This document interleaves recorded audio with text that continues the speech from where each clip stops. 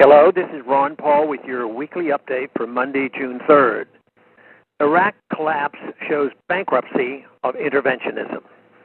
May was Iraq's deadliest month in nearly 5 years, with more than 1,000 dead, both civilians and security personnel, in a rash of bombings, shootings, and other violence. As we read each day of new horrors in Iraq, it becomes more obvious that the U.S. invasion delivered none of the promised peace or stability that the proponents of the attack promised. Millions live in constant fear, refugees do not return home, and the economy is destroyed. The Christian community, some 1.2 million persons before 2003, has been nearly wiped off the Iraqi map. Other minorities have likewise disappeared. Making matters worse, the U.S. support for the Syrian rebels next door has drawn the Shiite-led Iraqi government into the spreading regional unrest and breathed new life into extremist elements.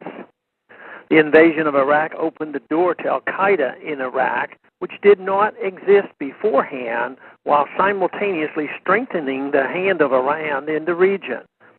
Were the experts who planned for and advocated the U.S. attack really this incompetent?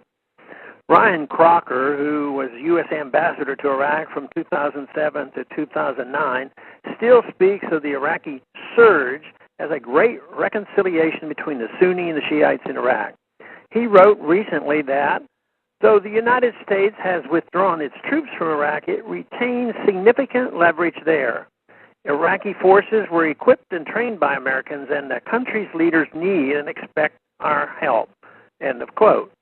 He seems alarmingly out of touch with reality.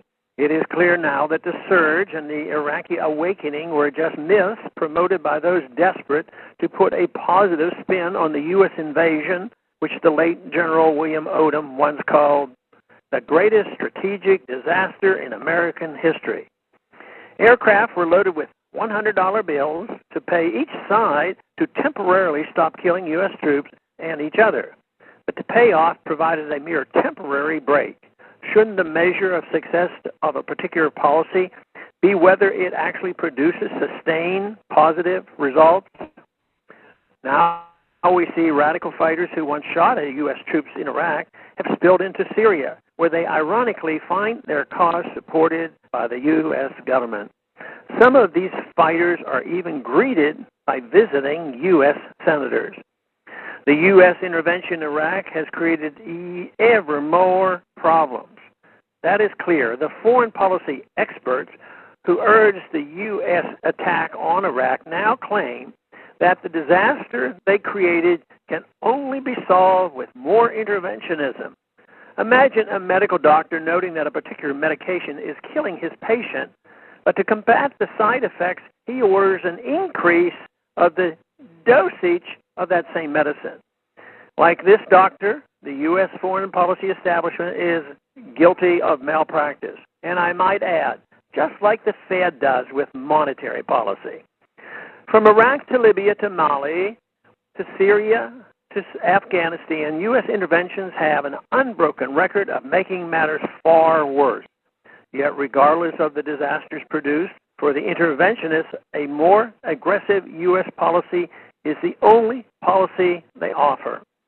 We must learn the appropriate lesson from the disaster of Iraq. We cannot continue to invade countries, install puppet governments, build new nations, create centrally planned economy that function, engage in social engineering, and force democracy at the barrel of a gun. The rest of the world is tired of U.S. interventionism, and the U.S. taxpayer is tired of footing the bill for U.S. interventionism. It is up to all of us to make it very clear to the foreign policy establishment and the powers that be that we've had enough and will no longer tolerate empire building.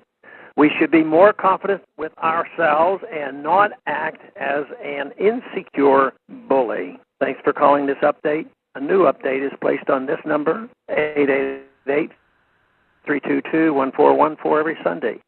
The written text can be found on my free foundation website at www.the-free-foundation.org and on my Facebook page. Thanks for listening.